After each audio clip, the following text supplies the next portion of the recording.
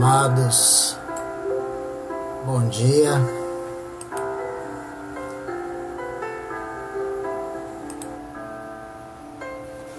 Estamos aqui mais uma vez, nosso tempinho, nossas lives de domingo de manhã. Bom dia, Gustavo Brandão, lá de Cristalina, Helder de Águas Lindas. Semana passada nós não tivemos o nosso tempinho, foi Dia dos Pais, então aproveitamos o tempo para estarmos em família e não pudemos estar aqui juntos, mas eu espero que todo mundo tenha aproveitado. Já tem um tempo que a gente tem feito essas lives, na verdade desde o mês de março, e hoje nós estamos chegando na nossa 20ª live, sempre aí aos domingos, nesse horário às 10 da manhã. Então sejam todos bem-vindos, bom dia a todos os que estão se achegando aí.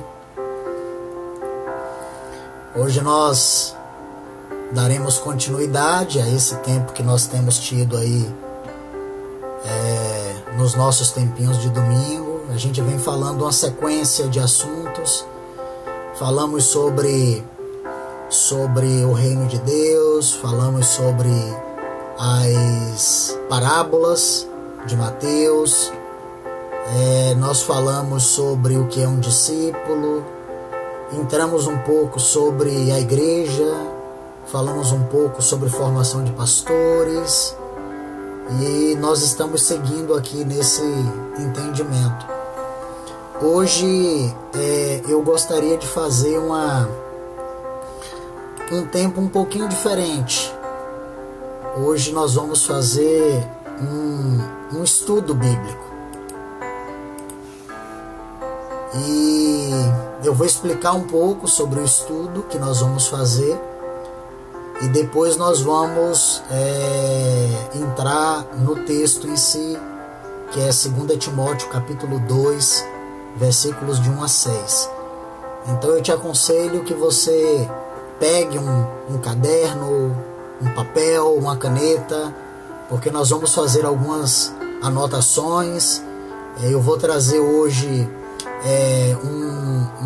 um estudo, tá? Vai ser em formato de estudo hoje, um estudo bíblico.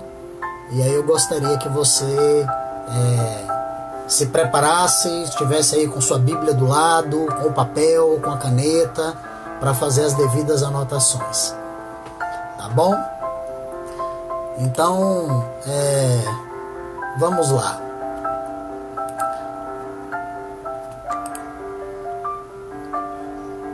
Vamos lá. Bom, hoje nós vamos fazer o que nós chamamos de hermenêutica. E o que é uma hermenêutica, né? Na verdade é uma técnica que ela tem por objetivo, por objeto, né? Uma interpretação de textos das Sagradas Escrituras. Nós chamamos essa interpretação de hermenêutica. E existem várias formas de você fazer esse estudo, né, das Escrituras, essa interpretação, essa hermenêutica. Nós temos, na verdade, 3 métodos. O primeiro método é um método temático, o segundo método é um método sintético e o terceiro método é um método analítico. Vou explicar hoje cada um deles de uma forma assim bem simples, mas o método temático ele implica no estudo das Escrituras abordando um tema. Por isso que ele é chamado de método temático. Então eu vou definir um tema e aí eu vou fazer uma avaliação das Escrituras a respeito daquele tema, tá? Então, nós chamamos isso de método temático. Eu pego, por exemplo, um assunto a respeito de perdão. E aí pego esse tema, perdão, e eu vou trabalhar esse tema em cima de toda a Bíblia. Tá? Eu pego de Gênesis a Apocalipse, tudo que fala a respeito de perdão. Então esse estudo das Escrituras, essa hermenêutica, nós chamamos ele de método temático, né? Porque eu escolho um tema para trabalhar em cima desse tema. Nós temos também um segundo método que é chamado de método sintético. E o que é o método sintético? Eu vou abordar a compreensão de uma mensagem central ou de um livro da Bíblia. Então eu vou pegar, por exemplo, todo o livro de Mateus, ou eu vou fazer uma hermenêutica de toda a igreja primitiva, de toda a cidade de Éfeso, qual foi o histórico que aquela carta foi escrita, qual era o objetivo. Então nós chamamos isso de método sintético. Só recapitulando, o método temático, eu trabalho um tema. O método sintético, eu vou sintetizar uma mensagem central ou um livro inteiro da Bíblia. E eu tenho também o método analítico, que é o que nós vamos trabalhar hoje. O método analítico, ele vem de analisar. Então ele é um exame cuidadoso de cada versículo, de cada passagem bíblica, estudando todos os seus pormenores, atentando para os menores aspectos, pegando todos os detalhes. Então eu tenho o método temático, que é um tema, o método sintético, que é uma explicação inteira, sintetizada, ou o método analítico, que, assim, pessoalmente, é um dos que eu mais gosto de fazer, que é você fazer um exame cuidadoso de versículo por versículo, de passagem por passagem, você pegar cada pormenor, cada pontinho que está ali escondido, os menores aspectos, e você trabalhar em cima dele. Então hoje nós vamos fazer isso. É uma hermenêutica, ou seja, um estudo da palavra, um estudo bíblico, mas utilizando um método analítico. Eu vou pegar um texto composto por 6 versículos, que é 2 Timóteo capítulo 2, do verso 1 ao verso 6, e eu vou ali analisar ponto por ponto. Então vamos lá para 2 Timóteo capítulo 2, verso de 1 ao 6. Ele diz assim: Tu, portanto, meu filho, fortalece-te na graça que há em Cristo Jesus. O que ouviste de mim, diante de muitas testemunhas, transmite a homens fiéis e capacitados, a fim de que eles possam igualmente discipular outros. Participa dos meus sofrimentos como bom soldado de Cristo Jesus. Nenhum soldado em serviço se permite envolver-se em negócios desta vida civil, porquanto o seu objetivo é agradar aquele que o recrutou para a guerra. Da mesma forma, nenhum atleta é coroado como vencedor se não competir de acordo com o regulamento. O lavrador que trabalha arduamente deve ser o primeiro a participar dos frutos da colheita. Vamos ler de novo? Vamos repetir o texto. Tu, portanto, meu filho, fortalece-te na graça que há em Cristo Jesus. O que ouviste de mim diante de muitas testemunhas, transmite a homens fiéis e capacitados, a fim de que eles possam igualmente discipular outros. Participa dos meus sofrimentos como bom soldado de Cristo Jesus. Nenhum soldado em serviço se permite envolver-se em negócios da vida civil, porquanto seu objetivo é agradar aquele que o recrutou para a guerra. Da mesma forma, nenhum atleta é coroado como vencedor se não competir de acordo com o regulamento. O lavrador que trabalha arduamente deve ser o primeiro a participar dos frutos da colheita. Se eu fosse fazer aqui uma hermenêutica temática, eu iria pegar um tema e eu iria trabalhar esse tema em cima não apenas de 2 Timóteo, mas em cima da Bíblia inteira. Se eu fosse trabalhar uma hermenêutica sintética, eu ia explicar para vocês em que situação Paulo escreveu 2 Timóteo. Para quem Paulo escreveu? Qual era o objetivo? Quais os temas abordados ali na carta de 2 Timóteo? Eu ia sintetizar tudo isso. Mas hoje eu vou fazer uma hermenêutica analítica. Eu vou analisar esses 6 versículos. E baseado nessa hermenêutica analítica de 6 versículos, eu consegui extrair daqui 10 características de um discípulo que Paulo queria imprimir na vida de Timóteo. 10 características contidas dentro de 6 versículos. Nós vamos pegar cada um desses versículos, vamos destrinchar eles, vamos esmiuçar eles, vamos tentar entender eles. E aí nós estaremos fazendo uma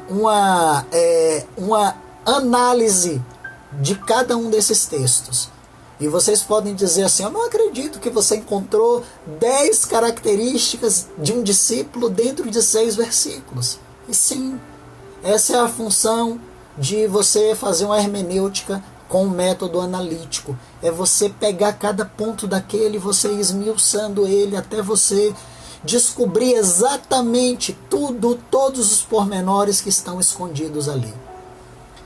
E você pode me perguntar: quais são as 10 características de um discípulo que você entende que Paulo queria imprimir na vida de Timóteo? Vamos lá. Paternidade, diligência, humildade, eficiência, sofrimento, concentração, dedicação, escolha, disciplina e recompensa.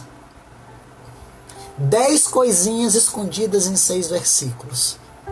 Paternidade, diligência, humildade, eficiência, sofrimento, concentração, dedicação, escolha, disciplina e recompensa. Vamos abordar cada um desses pontos hoje. Vamos pegar trecho por trecho, parágrafo por parágrafo. E nós vamos começar com o versículo 1. E ali no versículo 1 eu encontro 3 coisas: paternidade, diligência e humildade. Porque no versículo 1 diz assim: tu, portanto, meu filho, fortalece-te na graça que há em Cristo Jesus. Vamos pegar a primeira expressão, paternidade. Paternidade ela se encaixa aí quando Paulo chama Timóteo de meu filho. A palavra que aparece ali é teknon. Vou anotar aí para vocês. Teknon. E é interessante que teknon ele se refere a criança, menino, filho. Ele fala de um relacionamento íntimo, recíproco.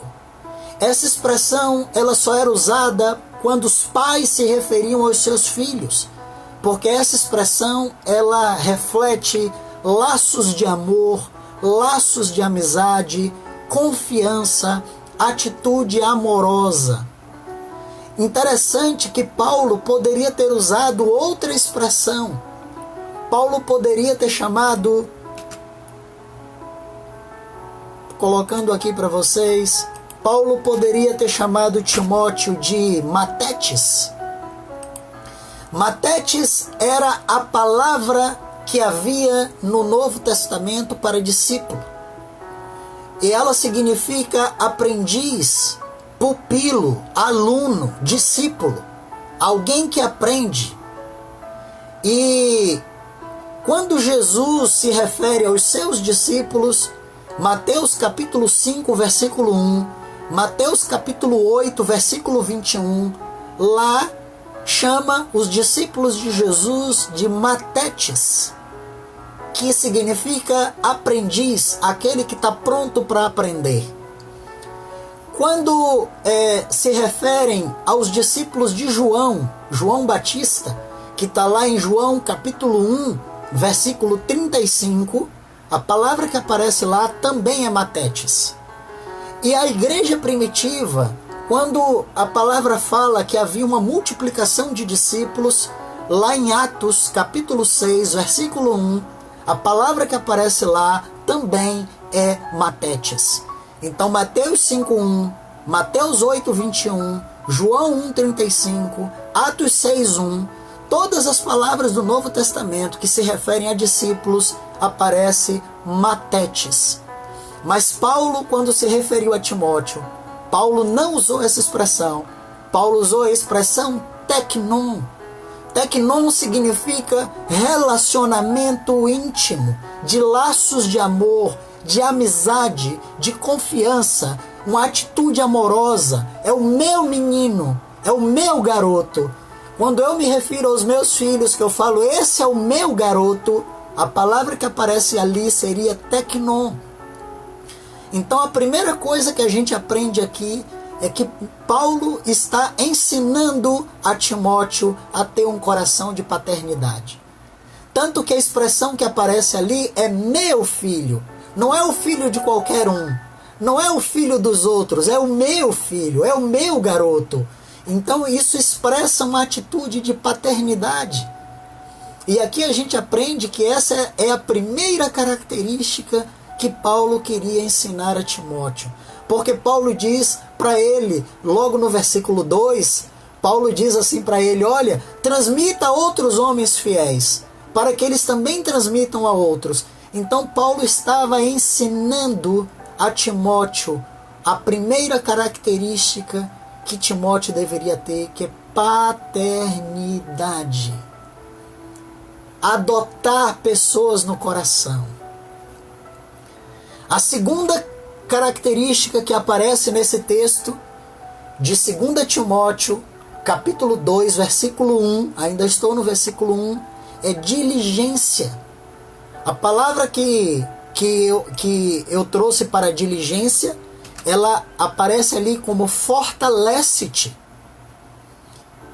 Fortalece-te é dunamon, e dunamon, ela significa de você buscar a força com toda a diligência que você tiver. Não é apenas de você chegar para a pessoa e dizer assim, seja forte. Mas é seja forte com todo o seu ser.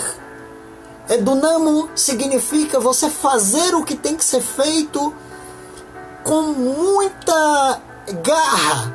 Você buscar força no seu interior para fazer aquilo que tem que ser feito. Então, Paulo está ensinando a Timóteo a segunda característica, diligência. Não é apenas você buscar a força, mas é você buscar a força com toda a força. Dunamo seria exatamente isso, busque força com toda a força. Então, quando Paulo diz fortalece-te, ali é uma ordem para que Timóteo faça aquilo com todo empenho, com toda diligência. Então a gente entende que a segunda característica que Paulo está ensinando aqui a Timóteo é diligência. A terceira característica que a gente aprende aqui é humildade. A primeira foi paternidade, a segunda diligência e a terceira humildade. Sabe por quê, amados? Porque Paulo diz assim a Timóteo, fortalece-te na graça.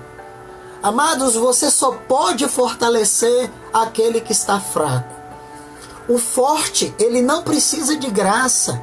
Quem precisa de graça é o fraco. Então, Timóteo estava ensinando, Paulo estava ensinando a Timóteo reconhecer nele a necessidade. Era reconhecer a fraqueza dele como homem. Reconhecer a necessidade dele de ser forte na graça. Era para Timóteo entender que somente a graça de Deus ela tem poder para capacitar ele para fazer o que precisa ser feito. Então Paulo está dizendo para Timóteo, olha, primeiro, eu quero te ensinar a você ser pai. Adote pessoas no teu coração. Ame pessoas como eu amo você. Adote elas como filho. E que não sejam filhos dos outros, mas que sejam teus filhos, filhos amados. Corram atrás deles, se envolva com eles. E aí ele vem com a segunda coisa, diligência. Olha, Timóteo, se esforce. Busque força, com toda a força. Toda a força que você tiver, busque força. Na graça. Fortaleça-te na graça. Paulo estava ensinando a Timóteo, você não é forte não, você é fraco. Você precisa da graça de Deus. Deus está te chamando não porque você é capacitado, mas é porque Ele sabe que você é fraco. E você precisa ser forte na graça. Amado, é um reconhecimento de humildade. É um reconhecimento da necessidade que nós temos de aprender de Deus. Você vê que um simples trecho, onde ele diz, tu, portanto, meu filho, fortalece-te na graça que há em Cristo Jesus. Aqui a gente encontra 3 características dentro de um único versículo. E aí vamos para o segundo versículo. E nós vamos encontrar no segundo versículo mais uma característica. É eficiência, a 4ª característica, que ele está no versículo 2, diz assim, o que ouviste de mim, diante de muitas testemunhas, transmite a homens fiéis e capacitados, a fim de que eles possam igualmente discipular outros. Amados, é uma chamada à eficiência. Quando Paulo diz a Timóteo, transmite a homens, isso fala de uma capacidade de reproduzir. Paulo está dizendo para Timóteo, eu transmiti, eu fui eficiente na vida de vocês. Agora chegou a hora de você ser eficiente na vida de outras pessoas. Se eu sei e eu não transmito, eu não sou eficiente. Eficiência é a capacidade que eu tenho de pegar aquilo que eu recebi e transmitir. Essa é a 4ª característica que a gente vê aqui escondido nesse texto. Paulo está dizendo para ele, olha, você não pode guardar tudo isso para você. Você tem que pegar isso e transmitir para outras pessoas. Você tem que ser eficiente. Versículo 3 traz mais uma característica.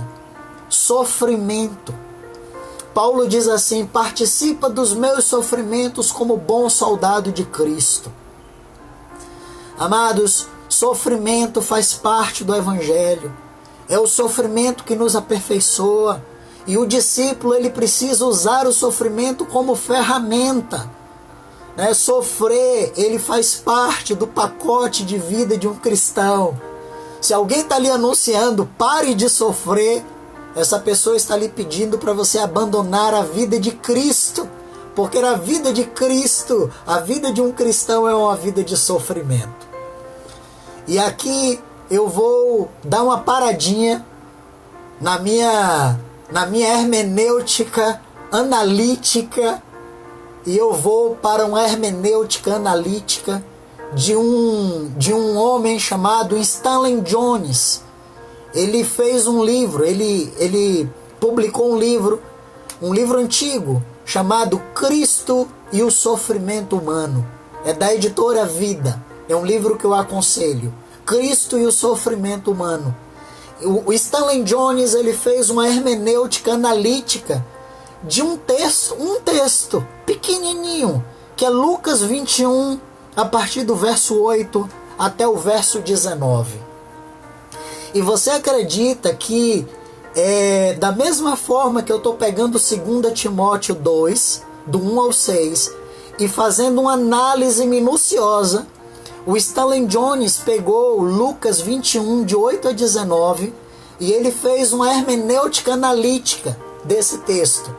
E ele descobriu 9 tipos de sofrimento que o Senhor nos capacita, que o Senhor nos prepara e que o Senhor diz que nós vamos enfrentar. Interessante isso. O Stanley Jones, ele diz que que o Senhor Jesus, Ele nos colocou ali 9 fontes de sofrimento, caminhos pelos quais nós iríamos passar. E vamos lá, eu vou ler cada um aqui para vocês. No versículo 8, eu estou recitando agora Stanley Jones, eu dei uma interrompida aí na minha hermenêutica e vou para a hermenêutica dele. Mas o Stanley Jones diz que nesse texto de Lucas 21, de 8 a 19, ele fala que no versículo 8, Jesus está nos ensinando a nós estarmos prontos para sofrermos por confusões religiosas. E ele diz que nós vivemos dias de muitas confusões, dias de que assim está muito confuso, as verdades bíblicas estão confusas, e que esse tipo de sofrimento, de confusão, ele traz sofrimento porque ele rouba a nossa alegria, e ele nos dá tristeza por conta de uma confusão teológica que está sendo feita. Nesse livro ainda, o Stanley Jones fala que nos versículos 9 e 10, Jesus nos ensina a nos prepararmos para enfrentarmos sofrimentos provenientes de guerras e conflitos sociais. Nós fazemos parte de uma sociedade em que é uma sociedade conflituosa, uma sociedade de guerra, e nós não escolhemos esses conflitos, mas nós ficamos de mãos atadas, assistindo de nossas casas, ao vivo, todo tipo de conflito, de liberdade de ideias, e isso nos causa sofrimento. Ele fala que no versículo 11, Jesus nos ensina sobre o sofrimento proveniente de calamidades naturais. A calamidade natural, ela atinge as pessoas sem perguntar se a pessoa é boa ou não. E Jesus nos disse que nós sofreríamos por causa disso. E realmente nós sofremos. Stanley Jones diz ainda que no versículo 11, Jesus fala que nós iríamos sofrer por conta de doenças e enfermidades. E hoje nós vemos uma insistência de um cumprimento literal da Bíblia diante das enfermidades. Muitas pessoas têm se perturbado, têm sofrido por falta de cura, a fé está abalada. Amados, Jesus já havia predito que nós iríamos sofrer por conta de doenças e enfermidades. Versículo 11, o Jesus, ele ainda fala que nós iríamos sofrer proveniente de dificuldades financeiras. Amados, as dificuldades econômicas em que nós vivemos hoje em dia, ela tem gerado um mal em nós, sofrimento. E qual é a resposta para esse tipo de sofrimento? Que resposta que Jesus deu nesse texto? Jesus disse que os discípulos deveriam procurar o reino de Deus em primeiro lugar, e as outras coisas seriam acrescentadas. Mas o que Jesus disse que seriam as outras coisas que seriam acrescentadas? Alimento e vestuário. Mas nós vivemos uma época tão complexa, uma vida tão complexa, os desejos se multiplicaram tanto, que para muitos de nós, ter o alimento e ter o vestiário é praticamente passar fome. As pessoas não aceitam e por isso sofrem. Stanley Jones ainda fala que no versículo 12, Jesus fala que nós sofreríamos proveniente de conflitos com pessoas. Nós vivemos numa sociedade conflituosa, entendeu? Nós temos que ser luz no meio das trevas, temos que ser sal no meio de uma sociedade sem sabor. Nós somos perseguidos, nós somos forçados a viver uma vida que ela seria incoerente diante daquilo que nós temos recebido do Senhor Jesus. Isso gera uma luta e isso é um conflito para nós. Ainda no versículo 12, Jesus diz que nós sofreríamos por conta da religiosidade. Jesus fala no versículo 2 desse texto sobre duas palavras, sinagoga e cárcere. E Stanley Jones fala no livro de que sinagoga seria uma tribulação religiosa e cárcere seria uma tribulação secular. E ele fala ainda que no versículo 16 desse texto, Jesus nos ensina a nós sofrermos por conta de conflitos familiares. Amados, o cristão, ele nem sempre é poupado de sofrimento na família. Mas as crises, elas são agravadas quando nós não entendemos o que Deus quer fazer. e sofremos. Versículo 17 desse texto, Jesus ainda nos ensina de que nós iríamos sofrer proveniente da nossa decisão de estarmos unidos a Ele. Porque Ele apresenta o reino de tal maneira que nós temos que crucificar nossas paixões, crucificarmos a nossa vontade, crucificarmos o nosso desejo. Então, Stanley Jones pega um texto curto e daquele texto ele tira ali 9 caminhos de sofrimento. 9 caminhos de sofrimento, amados. Que são, vou repetir para vocês, sofrimento proveniente de princípios religiosos, de conflitos sociais, calamidades naturais, doenças e enfermidades, dificuldades financeiras, conflitos com pessoas, religiosidades, crises familiares e nossa união com Cristo. Contudo, ele termina aquele texto com a promessa, que está lá no verso 18 e 19 do capítulo 21, que ele diz que não se perderá um fio de nossa cabeça, porque é na nossa perseverança que ganharemos a nossa alma. Então nós precisamos entender que o sofrimento faz parte da vida.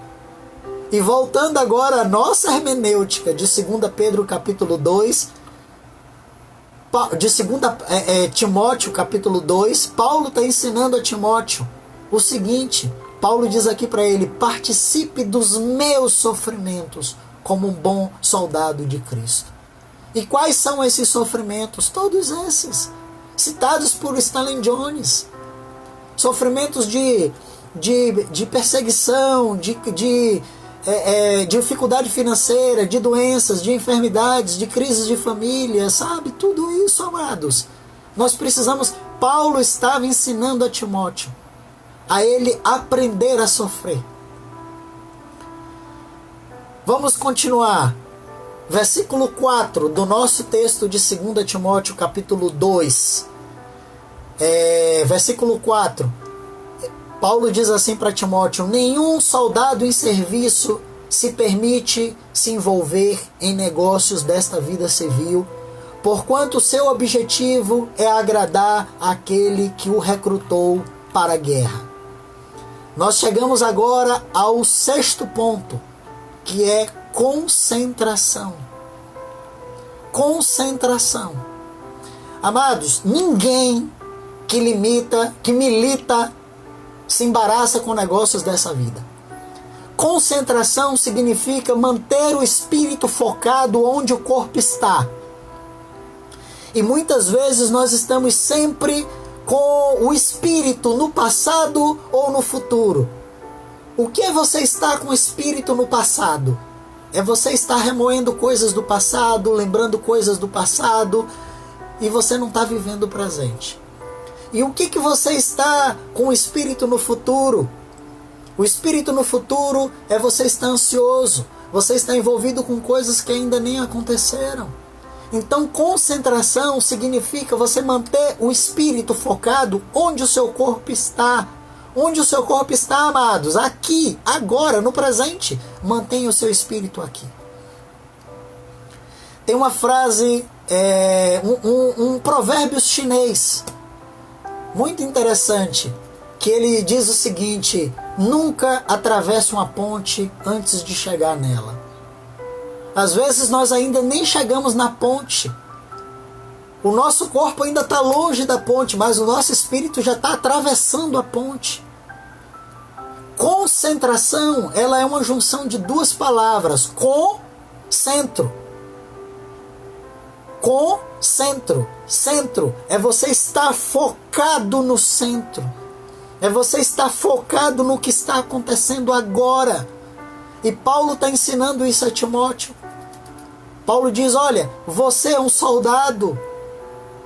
Para de se envolver com as coisas desse mundo. Você está envolvido com o seu serviço militar, com o seu chamado.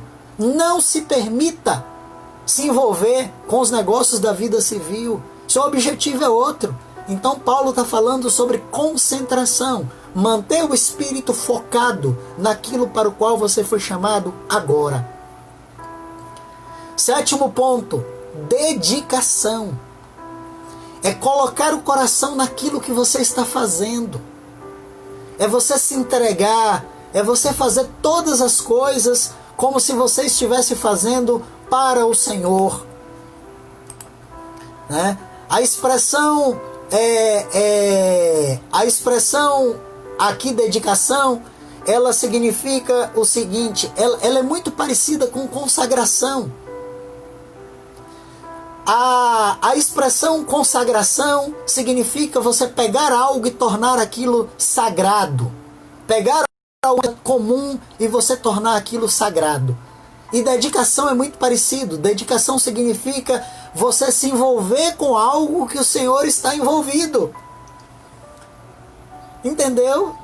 Enquanto na consagração você pega algo comum e torna ela sagrado, na dedicação você vai parar de se envolver com as coisas comuns e você vai se envolver com aquilo que o Senhor está envolvido.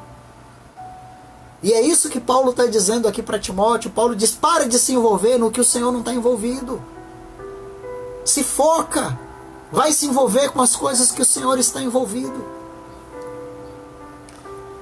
E aqui a gente entra num outro ponto, que eu também encontro aqui nesse versículo 4, que se chama escolha.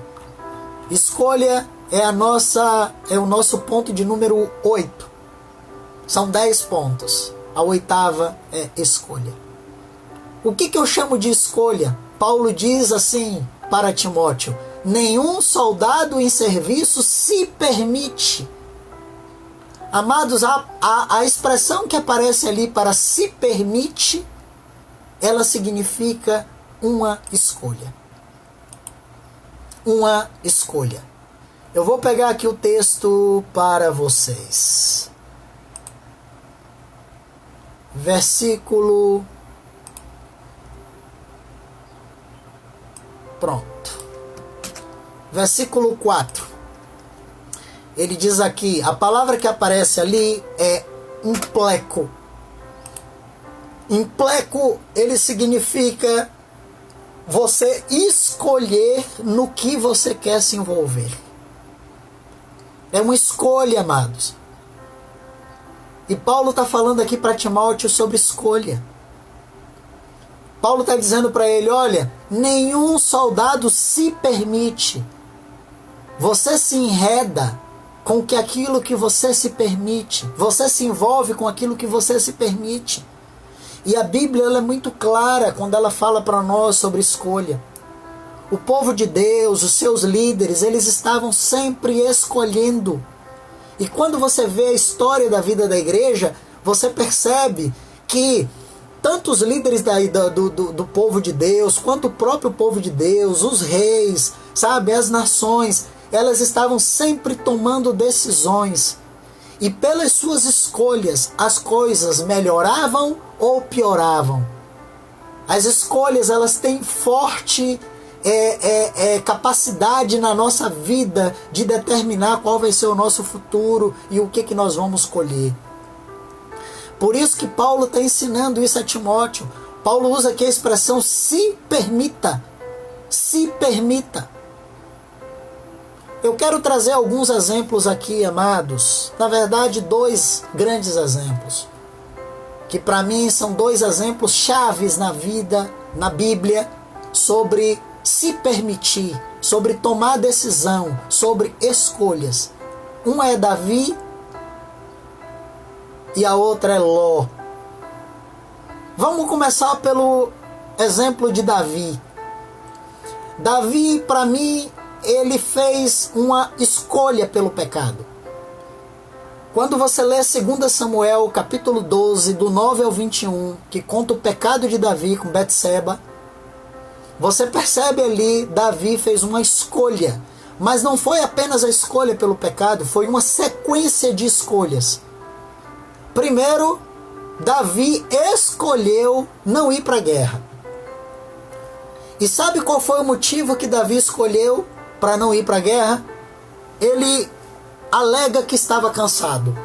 E ele diz assim, já fiz demais, chega. Eu vou descansar, vou mandar meus homens para a frente de batalha, e eu vou ficar descansando um pouco. Amados, Davi deveria estar na frente de batalha junto com o povo dele, junto com o exército dele. Mas enquanto o exército estava lutando, ele escolheu ficar em casa. Foi uma escolha. Ele escolheu não ir para a guerra. Depois ele sobe lá no ponto mais alto lá do castelo e ele olha lá para baixo e ele vê Betseba tomando banho. E ele se depara com a tentação e ele escolhe continuar olhando. Depois ali ele toma uma outra decisão. Ele manda buscar Betseba. Ele escolheu, amados, fazer algo que ele sabia que ele não podia. Ele sabia e ele escolheu. Depois que ele peca, ele escolhe esconder o pecado. É uma escolha, amados. Ninguém obrigou Davi a esconder o pecado. Ninguém obrigou Davi a mandar Urias para a frente de batalha.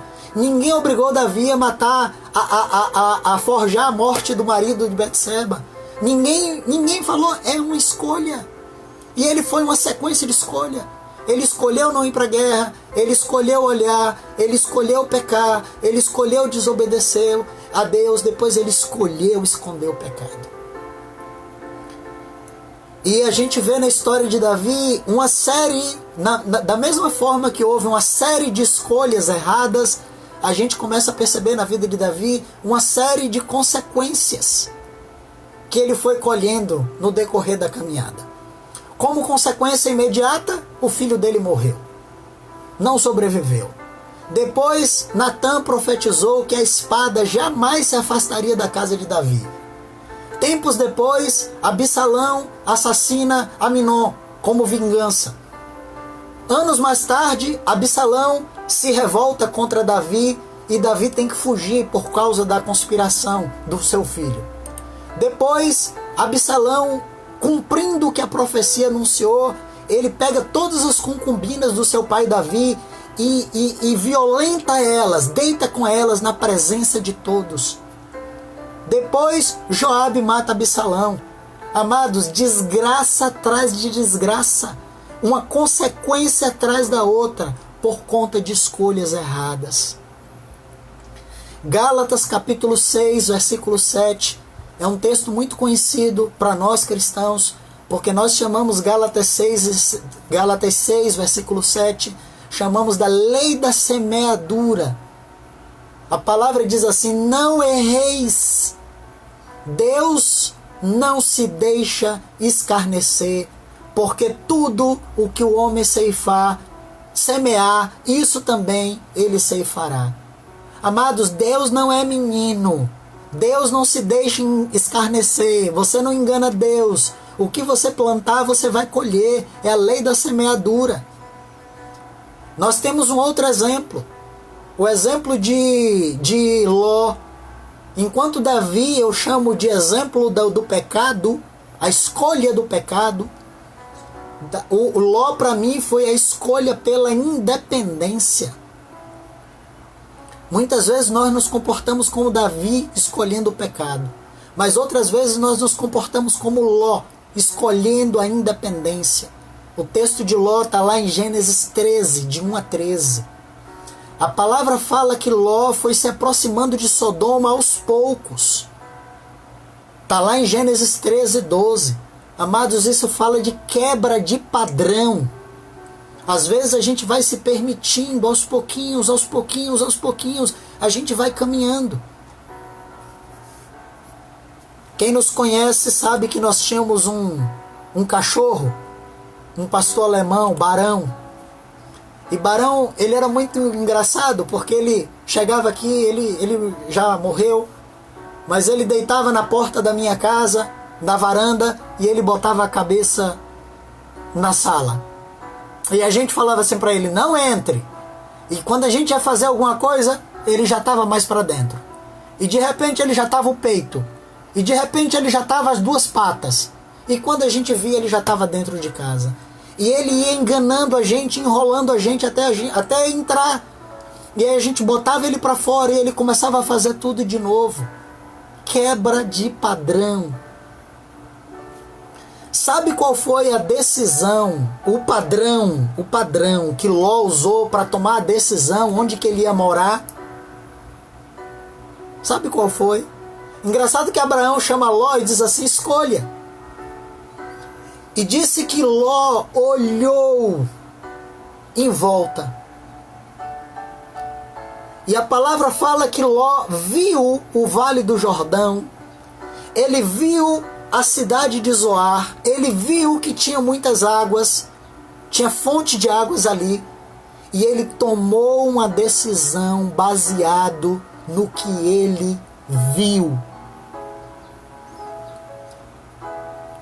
Amados, Provérbios, capítulo 14, versos 12, diz que há caminho que ao homem parece direito, mas ao final é caminho de morte.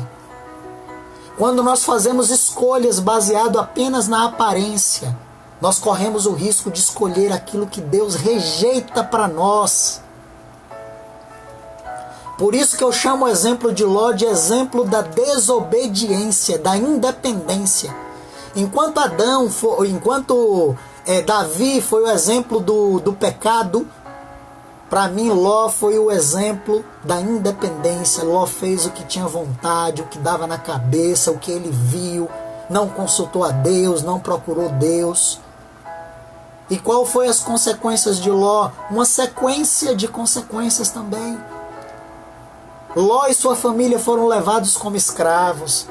Depois, Abraão teve que se envolver numa briga que não era dele, perdeu homens, perdeu soldados.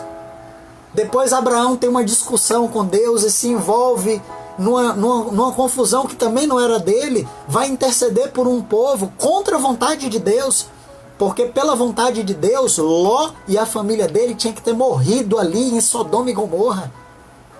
Ló tinha que ter sido destruído junto com aquela cidade. E Abraão vai para lá interceder por Ló. E tem toda aquela confusão. Se tiver 50, se tiver 45, se tiver 40, se tiver 30, se tiver 20, se tiver 10. E Deus dizendo para ele: Abraão, não tem. Não tem. Não tem. Não tem ninguém. Nem teu sobrinho que está lá presta. Como consequência disso, as filhas de Ló embebedaram ele e praticaram incesto. Tiveram relações sexuais com o próprio pai. E sabe o que aconteceu, amados? Nasceram ali duas criancinhas bonitinhas, Amon e Moabe. As maiores desgraças que poderiam ter acontecido contra a igreja daquela época, contra o povo de Deus, porque foram através deles, de Amon e Moabe, filhos do incesto, do pecado praticado pelas filhas de Ló. Eram os netinhos de Ló, tão bonitinhos. Se tornaram os maiores inimigos do povo de Deus. Muitos homens de Israel morreram por conta dos amonitas e dos moabitas, que eram descendentes de Ló. E Deus já sabia disso muito antes. Antes de Ló chegar na ponte, Deus já sabia da ponte. E Deus já estava avisando Abraão: não tem, deixa eu destruir aquela cidade, porque não tem ninguém lá. Não tem, vá por mim. Então o que eu queria dizer para vocês com escolha é que não existe castigo. Um irmão estava me perguntando há uns dias atrás: você acredita que Deus castiga? Amados, Deus não castiga. O que existe são consequências. Porque Deus sempre nos dá a oportunidade de nós escolhermos livremente. Por isso que Paulo está ensinando aqui para Timóteo. Paulo diz assim: não se permita. Não tome essas decisões. Não vá por esse caminho. Não vá por esse caminho. Então aqui nós temos a oitava coisa, o oitavo ponto que a gente vê aqui, que é escolha. escolha. Vamos ao próximo. 9. Disciplina. Disciplina. Versículo 5 diz assim: da mesma forma, nenhum atleta é coroado como vencedor se não competir de acordo com o regulamento. Disciplina. E a nossa guerra, amados, ela não é MMA. Na verdade, até MMA tem regras, né? Isso aqui não é briga de rua, que vale tudo, vale dedo no olho, mordida na orelha. Não é assim, não.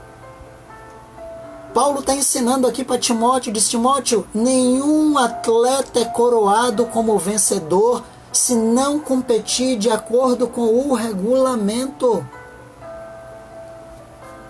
Disciplina é você aprender a lutar segundo as regras da luta. E o que Paulo quer ensinar com isso?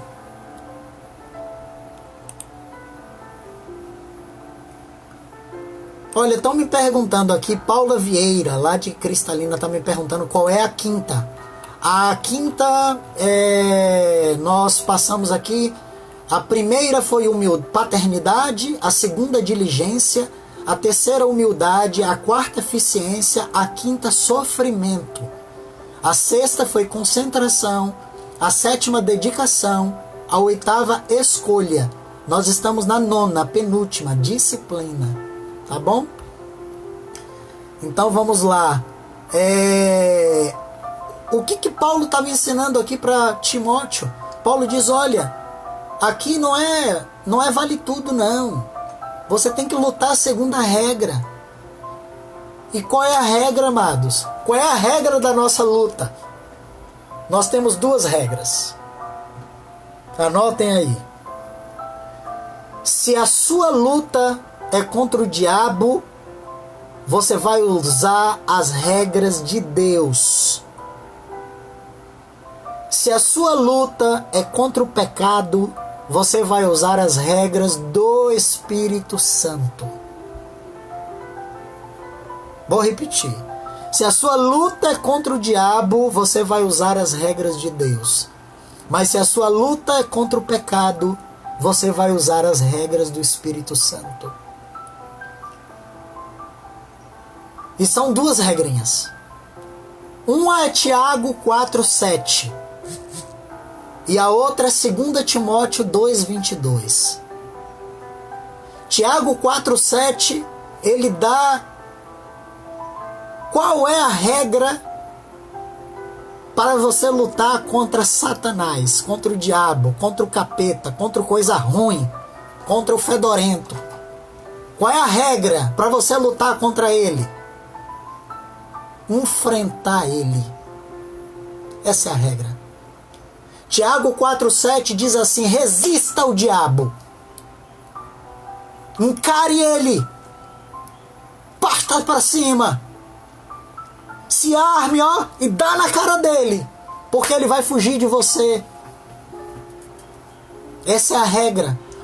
Quando nós lutamos contra poderes espirituais, nós precisamos enfrentar, resistir, bater de frente e atropelar.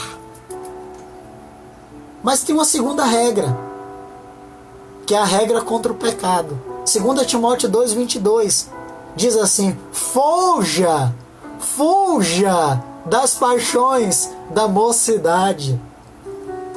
Amado, contra o diabo a gente resiste, contra o pecado a gente foge. O problema é que tem gente lutando contra o pecado e fugindo do diabo. Tem gente que, assim, vê uma mulher, vê um filme com uma cena, acessa alguma coisa na internet e diz assim: eu sou forte, eu vou enfrentar o pecado. E aí o pecado pega ele e arrebenta ele todo. Mas na hora que ele chega diante do diabo, ele foge, fica com medo de expulsar demônio, medo de tudo. Nós temos é que resistir o diabo, mas fugir do pecado.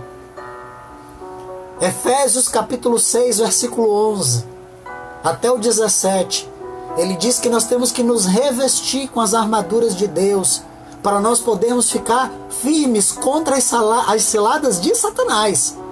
Aí você vai se armar para brigar contra o diabo. Porque ele diz que a nossa luta não é contra seres humanos, mas é contra principados e potestades, contra os dominadores desse mundo em trevas, desse sistema de maldade, as forças espirituais. E ele fala ali sobre verdade, justiça, paz, fé, salvação. Amém? Então, disciplina, amados, é você aprender a lutar segundo as regras da luta. Se é contra o diabo, você vai usar a regra de Deus. E qual é a regra de Deus? Pau na cara do capeta. Mas se é contra o pecado, as regras são do Espírito Santo. E qual é a regra do Espírito Santo? Fuja. Fique de longe. Paulo fala, olha, tem coisas que você não deve nem nomear, nem mencionar, nem citar no meio dos irmãos.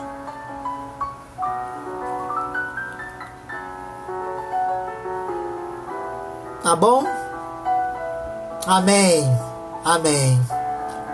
Último ponto. Vamos lá, último ponto é o nosso 10º ponto.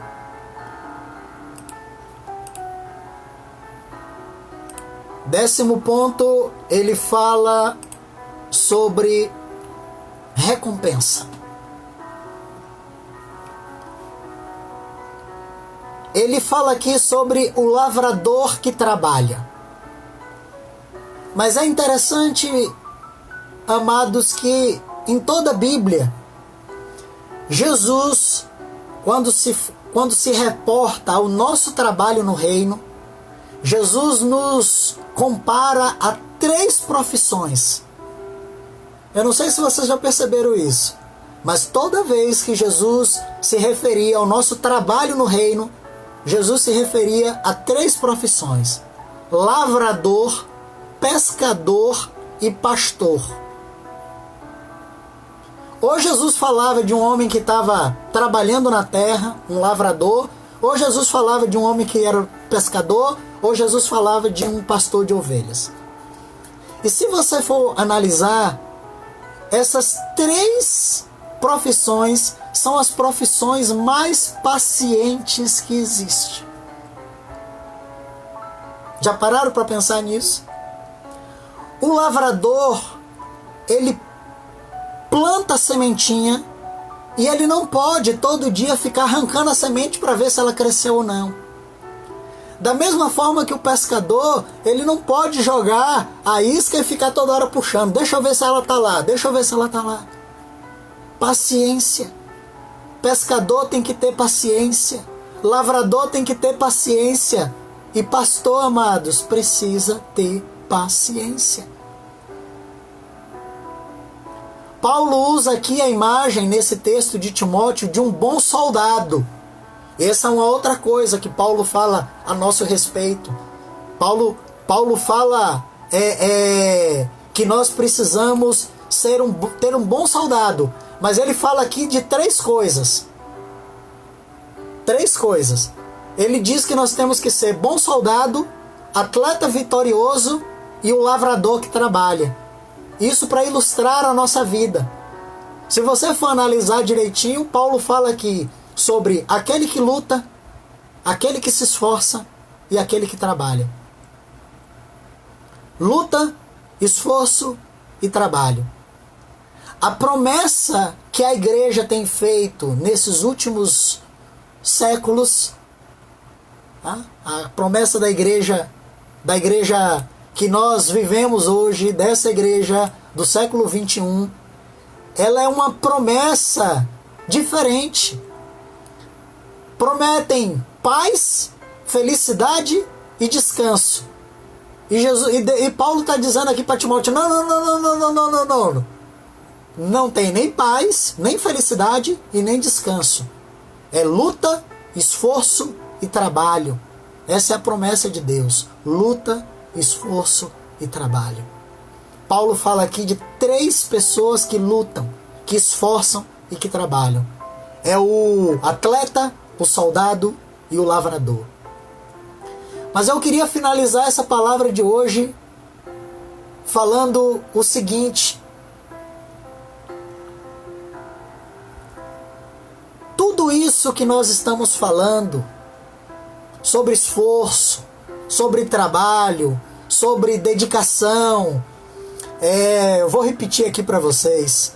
Tudo que nós estamos falando sobre você ter um coração de paternidade. Olha que nós pegamos 10 coisas em um texto pequenininho.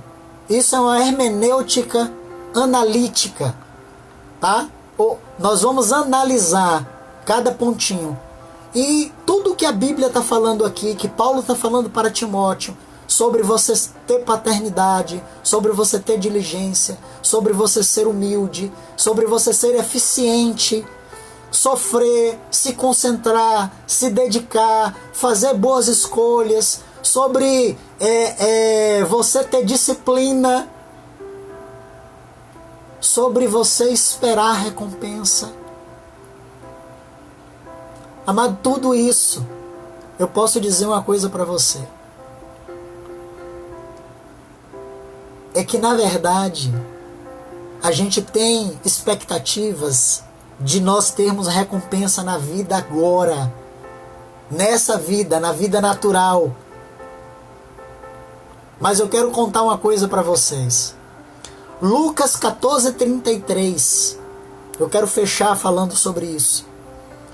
Lucas 14:33 diz assim: da mesma forma, qualquer um de vocês que não renuncia tudo quanto tem, não pode ser meu discípulo. E você vai me perguntar assim: mas o que eu tenho que renunciar? Tudo. Tudo. Tudo, amados. Sonhos, projetos, ideias, pensamentos, desejos, vontades, anseios, visão, entendimento, recursos, dinheiros, bens, famílias, vida, casamentos, filhos, direitos, tudo. Nós temos que abrir mão de tudo. Mas sabe uma coisa interessante? Se você for ler Mateus 19:27. Abra aí comigo, Mateus 19:27. Pedro diz uma coisa para o Senhor. E o Senhor dá uma resposta para Pedro que eu acho ali fantástico. Pedro diz assim para o Senhor: veja, nós deixamos tudo e seguimos o Senhor. O que nós vamos ganhar? Amados, deixa eu perguntar uma coisa para vocês. Pedro diz assim: nós deixamos tudo. No caso de Pedro, que era pescador, o que era esse tudo? Vamos lá. Pedro tinha o quê como pescador? Uma rede de pesca, um barco, que nem dele era, porque era uma sociedade, uma sogra, que eu não sei se a gente pode contar sogra como um bem, né? Uma mulher, que a palavra fala que Pedro era casado, e uma empresa falida. Sabe por que eu digo que era uma empresa falida? Porque Pedro era sócio de André. André era seu irmão, e eles dois eram sócios num barco de pesca. Mas às vezes eles saíam para pescar e não traziam nada. Então ele tinha o quê? Um barco, uma rede, um barco que nem dele era, porque era dividido com o irmão, uma empresa falida, porque às vezes pescava, às vezes não pescava, uma mulher, uma sogra, que Pedro tinha. Mas se você for ler a história de Pedro, você vai ver em João 21:3 que Pedro, depois de convertido, ele continuou pescando. Em 1 Coríntios 9:5 você vê que Pedro continuou com a esposa, então ele não abriu mão da esposa. Pedro continuou com a vida, amados. Pedro continuou com o barco, Pedro continuou com a rede, Pedro continuou com a esposa, Pedro continuou pescando. A única coisa que não fala que Pedro continuou era a sogra. Mas eu fico assim, será que Pedro abriu mão só da sogra? Não deve ter sido, né? O que Pedro abandonou? Que é para ele falar para Jesus, nós deixamos tudo. A palavra tudo que aparece ali, amados, vou colocar aí para vocês, é tarrídia. Tarrídia significa meus interesses, minhas ambições, os meus propósitos, os meus sonhos. Então Pedro não estava dizendo que ele abriu mão ali do barco, da rede, da mulher, da sogra, da empresa. Claro, isso é consequência, mas ele estava dizendo, ele abriu mão dele mesmo. Tarrídia. Ele abriu mão dos sonhos dele, ele abriu mão dos projetos dele, dos planos dele, das decisões que ele deveria tomar. Ele abriu mão de tudo isso. Tem um teste que ele foi criado no ano de 1960 por um psicólogo chamado Walter Mischel. Ele era um professor da Universidade de Stanford. E ele criou um teste chamado teste de marshmallow. E o que é o teste do marshmallow? Ele queria provar que as pessoas podem controlar os seus impulsos se tiver uma garantia de que tem coisa melhor. E aí, como é que ele fez o experimento dele? Ele pegou crianças. E foi chamado de teste do marshmallow porque nos Estados Unidos o marshmallow é um doce muito conhecido, né? E aí ele pegava um pratinho, colocava um marshmallow, chamava uma criança num estúdio, colocava a criança na frente do marshmallow, a boca chega a encher de água, porque a criança amava aquilo. E ele dizia assim para ela, você quer comer? E a criança, eu quero. E ele apontava para um relógio. E ele dizia assim, se você quiser comer agora, você pode comer um marshmallow.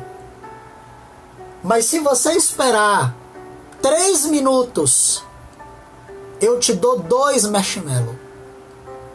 E você vai ficar olhando para o marshmallow durante 3 minutos. E não pode comer ele. Se você comer, você não ganha o outro, ganha só esse. Mas se você esperar, eu te dou 2. E quando terminava os 3 minutos, que a criança, ele trazia mais um. E aí ele dizia assim, olha, se você esperar mais 2 minutos para completar 5 minutos, eu te dou 3. E algumas crianças não aguentavam e comiam. E outras crianças sofriam, mas abriam mão, que era para comer mais 2, mais 1.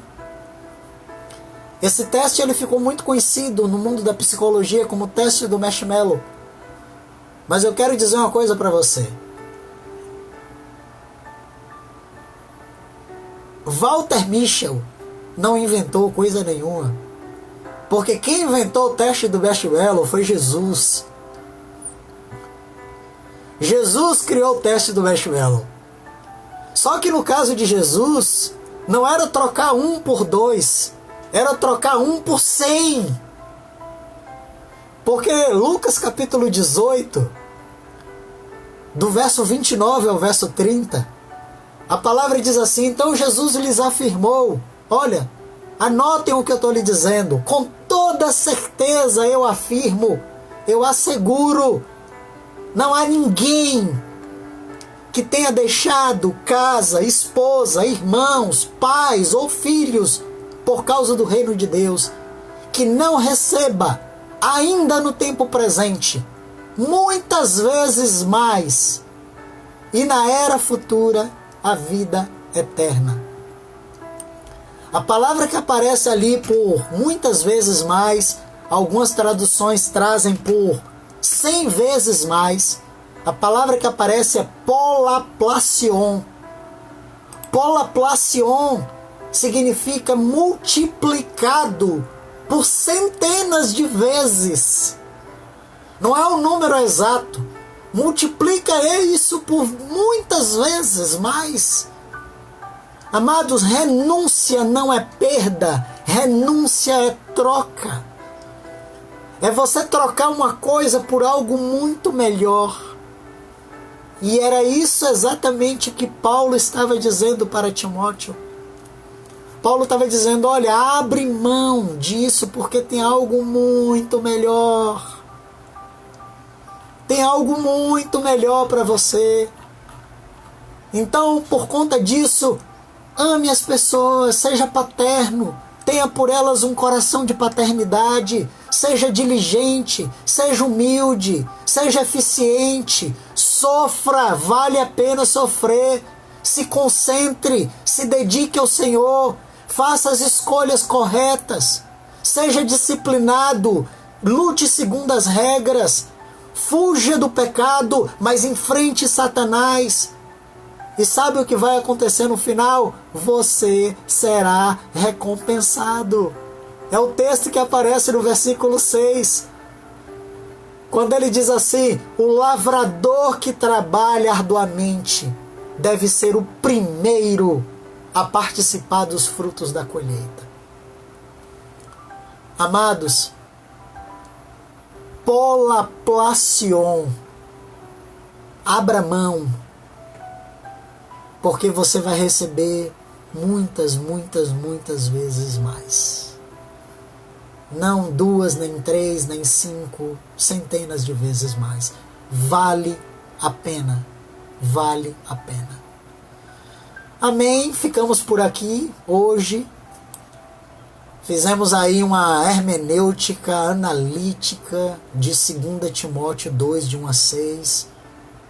10 características de um discípulo que Paulo queria imprimir na vida de Timóteo.